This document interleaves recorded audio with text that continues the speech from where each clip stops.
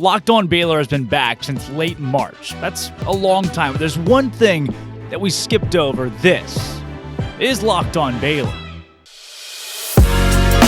You are Locked On Baylor, your daily podcast on the Baylor Bears, part of the Locked On Podcast Network, your team every day. Happy Friday, everybody. Hope you had a great week and enjoyed all the shows we put together this week. For myself, there's one thing. I'm Drake Toll, by the way. It says it down there. There's one thing that I got to thinking in the last couple of days. Here at Locked On, it's a network of hosts that are knowledgeable about their sports, knowledgeable about their teams, and bring you the best coverage for your team every single day. One of the big parts of that is getting to know the host. And I completely skipped over ever telling you who I am. With football season coming up and our followership growing more and more, I want to say thank you. Thank you from the bottom of my heart for all the support that you've given me as Locked On Baylor has tried to grow. When I first took over the show, the Twitter account had like 250 followers compared to following 300 people. It's over 1,000, like 1,200 now. YouTube didn't even exist. Now over 500 subscribers. Baylor Nation has been so supportive of this show getting up off the ground in a brand new way, and I cannot say thank you enough. Before we get in the full swing of football season, I got also thank you for listening to the young, energetic, sometimes stupid blonde kid that comes on this podcast on YouTube or wherever you get your podcasts every single day and say, hey, I'm Drake. I'm a senior at Baylor University, and I've been, my last 3 years, the biggest Bears fan on campus. Somebody else probably vies for that title, but I've tried to be the biggest. Over the course of the last couple of years, too, I have just been enthralled with Baylor and the Baylor traditions. I grew up an Arkansas fan, originally from a small town called Valonia, Arkansas. I didn't know what a Baylor was until 2012. Let me take you back some bad times. Baylor and Arkansas are squaring off in a super regional in Waco, Texas. Fixer-upper, if it existed, it was just brand new. Wasn't big. Robert Griffin III had won the national, or the Heisman Trophy. The women's basketball team won the national title at 40-0. It was the year of the Bear. The softball team was on their way to the World Series. And here they are in Waco, Baylor and Arkansas. Game one, Baylor takes it like 8-1, 7-1. It's just a big blowout. The Bears, one of the best teams in the country, number 4 seed, are up a game to nothing. The next game against Arkansas, it's the 9th inning. Baylor's up 4-3, right? Bases get loaded. Batter gets hit. Tie game. Next batter comes up for Arkansas. He gets hit. They walk it off in Waco, 1-1. Game 3, 10 innings, 1-0 final. Arkansas wins. This big Hog fan, I was going nuts. You're calling the Hogs. I was wearing the hat. I'm so happy that Baylor lost. But I thought, that's a really cool place. All the stuff on ESPN, Feed the Beaver, RG3, the women's basketball team, and Brittany Griner, everything about it just seemed to have this appeal and this luster. So as an 11-year-old kid, I thought that's a cool place. If I don't go to Arkansas, my family will, pluck me like a chicken. I don't know, Arkansas saying, stuff like that. If I don't go to Arkansas, they'll be upset. But if I don't, I'd love to go to that school. Now, let me give you perspective. The way that, in Arkansas, we had a log cabin until 14, electricity at 15, got rid of the horse and buggy at 16. If you were good around Christmas time, you'd go down, Dad would bring you a peppermint stick, but the general store was about a mile away, so it would take you about a day to get there. And then once you got there, if you had to have your 5 cents, if you didn't, it's a whole big deal. So getting out of the state of Arkansas was something you weren't necessarily bred to do, but I soon realized that Baylor was my dream school. From a young age, 7th grade, I decided Baylor's where I wanted to go after the year of the Bear and the continual success of the football program. There's how much a good football program can go, and a long way. And I knew I wanted to work in sports media too, and there were so many avenues to work in the journalism department at Baylor that, again, it became my dream school. Didn't know if I could afford it. I don't know if you know this. Baylor's like $50,000 in just tuition a year. It's remarkable. I don't like how it's unfathomable how much money it costs to go to Baylor, but it's a school that's certainly worth that, and the scholarships are plenty. So I knew that if I trusted, had faith, it would all work out. And here we are today, going into my senior year of college, moving right back in a way. I'm actually, as this podcast is airing, I am on the road headed back to Waco, Texas to start my senior year of college after 3 impeccable years of sports, watching a national championship in 2021, getting to see Baylor football win 11 games my very first year, just in the regular season alone, and then 12-2 last year, going and covering the Sugar Bowl. I've had a blast. I've also had the opportunity to work for the Baylor Lariat for a year and a half. I left the Lariat after my first semester, my sophomore year, and started working at Sikkim 365, hosted a daytime radio show from 11 to 2, I think, called Up Tempo with JD Piquel, who's moved to On3 Sports and is covering football from the national perspective. One of the most talented and impeccable guys I've ever been around, and just a great influence on me. Worked for China Spring Football doing their play-by-play, where I'll be back this next fall. Go Cougars. And I spent my time in sports media getting closer and closer, not just to Baylor, but also the Waco area. So I'll be honest with you. I don't have a monopoly of knowledge on Baylor athletics, and I can't tell you everything that's ever happened, and all my opinions are probably nuts and not exactly what you want to hear, and you might disagree with most of them, and that's okay. That is the beauty of this. I come to you as a 21-year-old college kid who is talking about what I see right in front of me. These players I interact with every single day, both on and off the field, from football to basketball to baseball. These coaches, it's the same way. We're all in tight-knit quarters. If you went to Baylor, you know exactly how it is. You go into the sub, and there's Blake Shapin getting Panda Express. Hey, Blake, good game on Saturday. There's that kind of proximity that I want to bring to you over the course of the next football season. So I cannot promise that you'll always agree with me. I cannot promise that I'll always agree with myself. I may give a take that 3 days later I think, well, that was really idiotic. And you know what? Some of you will probably say something in the comments that agrees exactly with that. But I can promise you this, that I'm going to give my best, my all, and give you takes that I will behind. How is it? Behind? That I will stand behind and take my lumps when I'm wrong. And overall, I want to interact with the listeners as much as possible, but bring you something that brings Baylor to you, wherever you are. That's what Locked On Baylor is about. Taking this team, this program, giving you the A1 coverage every single day that you know when you wake up on Monday morning after a huge Baylor football win. Here, Locked On Baylor will be talking about that game, bringing you coverage that you can lock into and be involved with, whether it's following along on social media, commenting on YouTube, subscribing, any of that. That's not just a boost to an ego or an extra algorithm to hit a paycheck or whatever. That's something that I truly enjoy. Getting to talk to you. That's what this podcast is about. So, all that said, I am so blessed to have this role. So blessed that you've chosen to listen, whether you're from Malawi or Norway or McKinney, anywhere, New York, California, Colorado. They come from all over the place. Stephen from Virginia is from Virginia.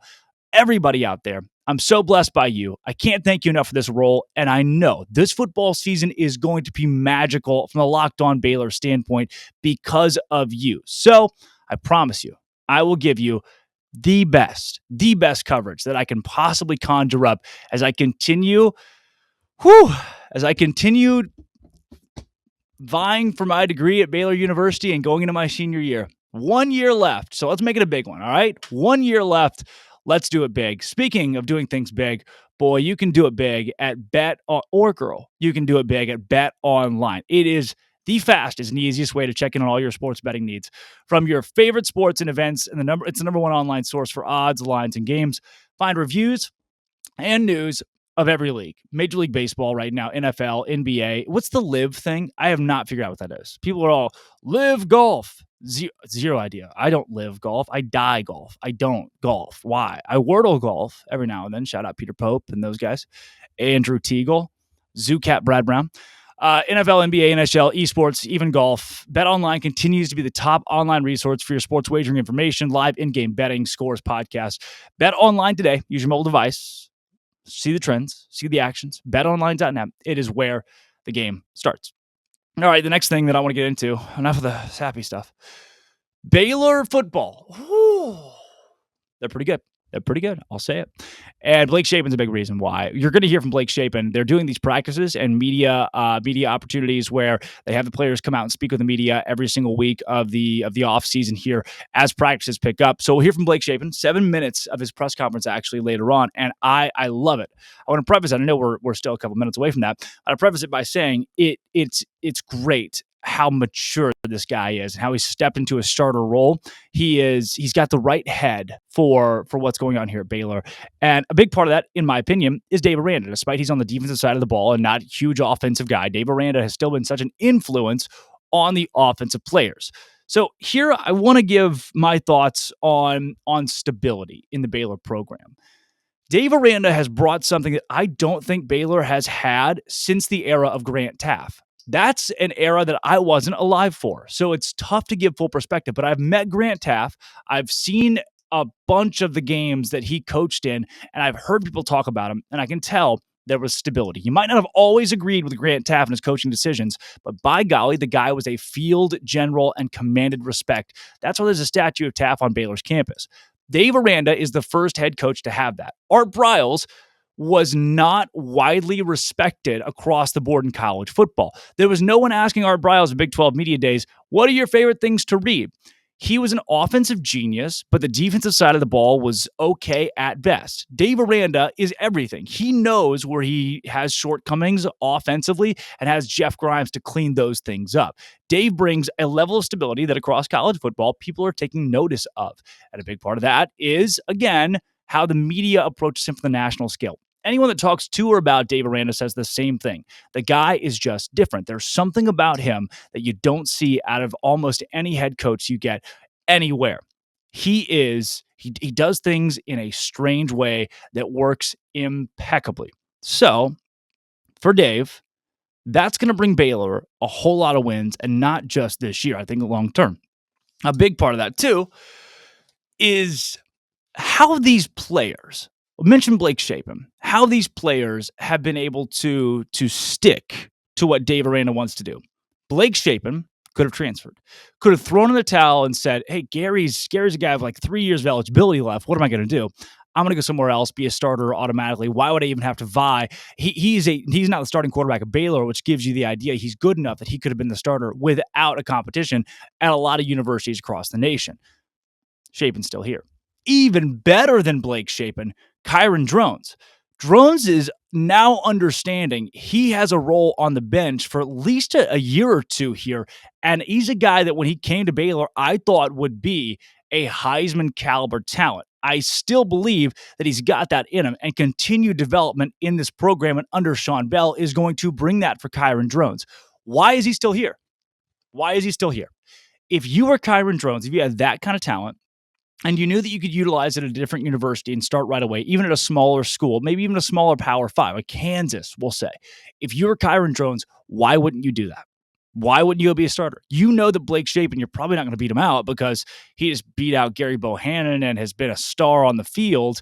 You're not sitting there if you're Kyron hoping that Shapin gets hurt or fails so that you can get in the game. What's keeping him here? It's got to be the coaches, the culture. There's no other explanation for this, because I could tell you that I'm selfish enough that I'd want to go somewhere and start right away.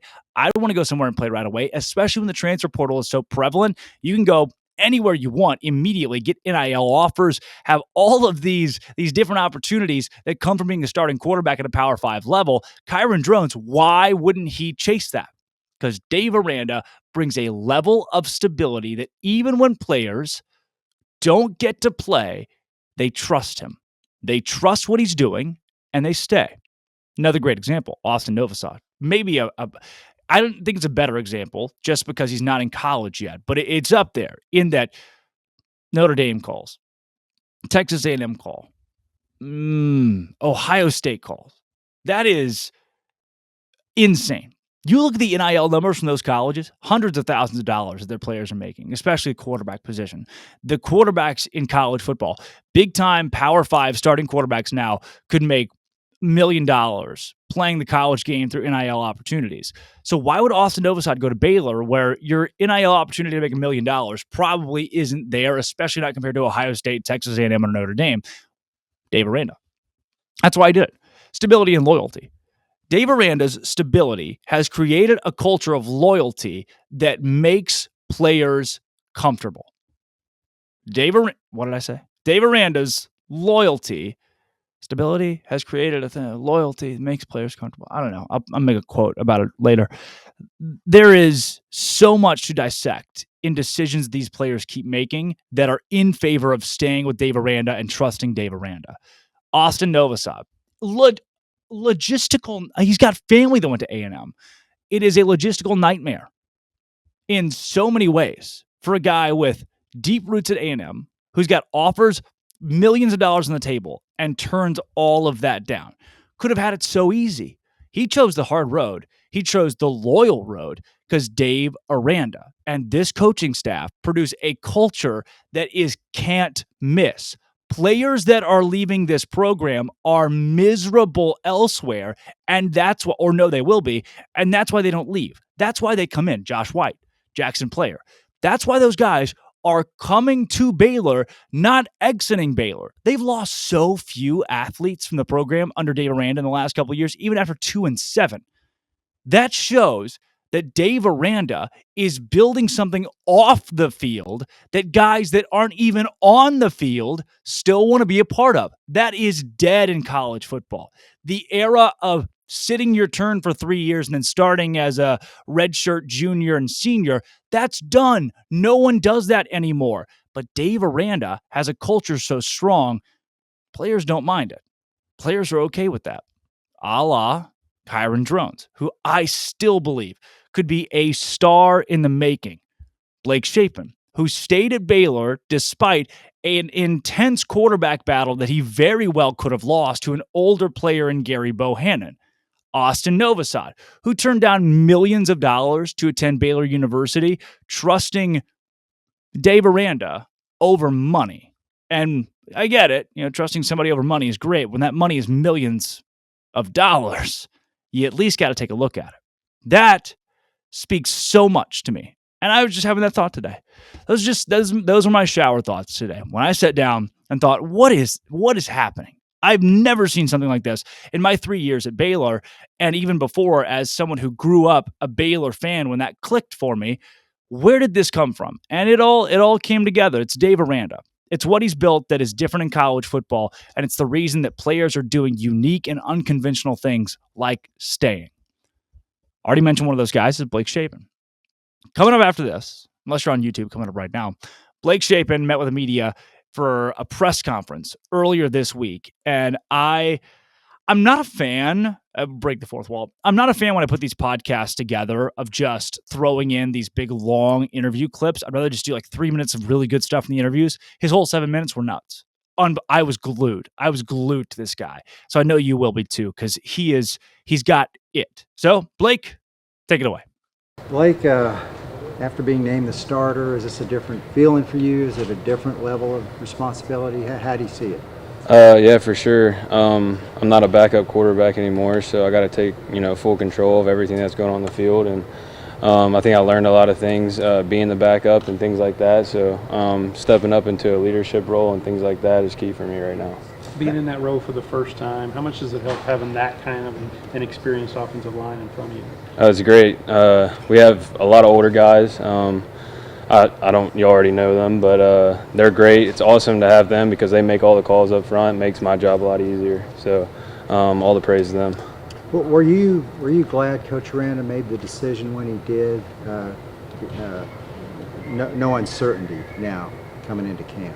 Can you rephrase that? Yeah. Were you glad Coach Aranda made the decision when he did after spring ball? How'd you feel about that? Yeah, of course. I have a lot of respect for him and him doing that for me and Gary, and that means a lot to both of us. And it just gave us both the opportunity to move on and do what we need to do in the future. Blake, what were your emotions like learning that you were the starter, but probably losing your teammate in Gary at that moment? It was tough. I know that I shot him a text afterwards and things like that and wished him luck in his future and everything because Gary, taught me a lot. I learned a lot from him. Like I've said before, in the film room, on the field, how he handles things, he taught me a lot. So I wish nothing but the best for him. So. Over this summer, what has been the biggest thing that you've been trying to work on and improve? Just mentally, physically, getting bigger and things like that. Just being able to come out here right now every day and get better and win each day. I know that every day is not the easiest day and not the greatest day, so being able to bounce back from bad days and improve and have a better day the next day. How much do you feel like it helped you getting a couple starts last year? It helped me a lot. Helped me with experience. I didn't have much experience under my belt. So being able to play in the Kansas State game, Texas Tech, and in the Big 12, it helped me a lot. Just being able to go out there and see how it works. And that was my first time being on a college football field and playing in an actual game. So being able to go out there and get that experience was great. Blake, Aranda said yesterday he was going to challenge you to be your true self. That's what he wants. What does that mean to you? It just means being authentic, being who I am every day. There's going to be times where I need to speak up and things like that and be able to use my voice. And I think being able to do that, it takes being authentic and being who you are. And so I think that's what he means by that. Connor said yesterday that the transition, from you being a starting quarterback, it really was seamless because you were always running with the ones last year too. Talk about that transition and has it been seamless for you? I'd say for the most part, it was definitely different because my role has changed. I know that last year I was a number 2, so yeah, Gary would take most of the reps going into the game and things like that. But previously in fall camp, we were competing at the time, and the spring before that, we were still competing. So I got to run with them a good bit, and so it makes me feel a lot more comfortable being able just to roll right into that too. When you talk about being authentic, is it natural for you to be a vocal leader, or is that something you have to kind of force? I don't think it's something I have to force. I think that whenever I feel the need to do it, I will do it. But other than that, I don't think it's anything I have to force. Cool. How do you feel about your group of receivers? Probably a lot of people don't know a whole lot about them, but what do you think about them? I think they're great. We have a bunch of younger guys. We lost most of our receiving core last year, so of course they're going to be younger. They're going to be a little bit more inexperienced and things like that. But they're learning every day. That's what fall camp's for. That's what all these practices are for, these walkthroughs. And we're up here till 9:30 at night, 10:30 at night. So that's what this is for, to learn and grow and learn from our mistakes and keep moving forward. How has your life changed immediately after that Big 12 championship game? What was that like, kind of flood of text, or just a lot more people knew your name? Yeah, both of those really. I don't know what else to say, but I don't think it's changed for me personally because I don't look too much on the outside of things, and I don't, dive into, what's going on social media and things like that. So for me personally, it hasn't really changed, but of course, I guess maybe more people know my name. That's about it. Kevin talked about it yesterday. How much did this summer, just kind of getting your timing down with some of those younger receivers, how much did that help you and them? It helped a lot. All the quarterbacks, me, Kyron, Luke, Brayson, we worked with the receivers all the time in the summer. It was good just to get timing with them and things like that because obviously, they're new to the everything going on in their world. So it was good just to be able to work every day. Most of the days with them, it was hard because most of the days we had workouts and conditioning and things like that. But we still managed to get work in and things like that. So it was awesome being able to work with them and get to know them more. Does it feel good to be out here and actually getting ready for a season? Yeah, it's awesome. I can't wait. So, Blake, you guys lost some great wide receivers from last year. How do you feel about the guys in that room this year? I have full confidence in them. Like I said, we're working each and every day to get better, including me. I don't have the best days every day either. I'm screwing up things too, and so we're all learning together. I'm still technically inexperienced, and I still have something to prove, and so we're all going out there together to do that, and I'm glad I get to do it with these guys. Kind of talk about that something to prove. Expectations are high this year. Is that pressure filled for you having to come in with those high expectations? No, I think it only improves my game. I know that there's a lot of expectations to live up to, but at the end of the day, that's not what I'm worried about. I'm worried about getting better each and every day. I know there's going to be losses and there's going to be days where I don't have the best day, and I just got to keep growing. But yeah, I like it. I think it drives me every day. I think it drives me to be a better football player in every single way. So. Are there any guys that you've noticed you have a natural connection with, just throwing the ball, wide receiver wise or tight end wise? I think all of them really. Everybody's getting reps right now, so all of them can play. It's just a matter of everyone getting on the same page and things like that, which we're working on right now, and that's why we got fall camp, like I said. So we're just working every day. I wouldn't say there's one particular guy, but we're all working each and every day. So. That was Blake Shapin, courtesy of Baylor Athletics, who filmed that at a practice that I will soon be at, thank goodness. And thank you for listening to Locked On Baylor and making it your first listen every single day. Could not do it without those who listen every day. And this football season, again, is going to be great. I cannot wait to interact with you. I cannot wait to grow this show. And the sky is the absolute limit. And I want you to be involved with it. Come back next week. I am traveling, as I've mentioned a billion times, from Massachusetts and Cape Cod back to Texas, which I hear is very cool, and snow on the ground, has been raining a ton. I'm traveling, so no show on Monday. We'll be back next week, later in the week, and bringing you what can I say? Bringing you great coverage in Baylor athletics every day. This is Locked On Baylor.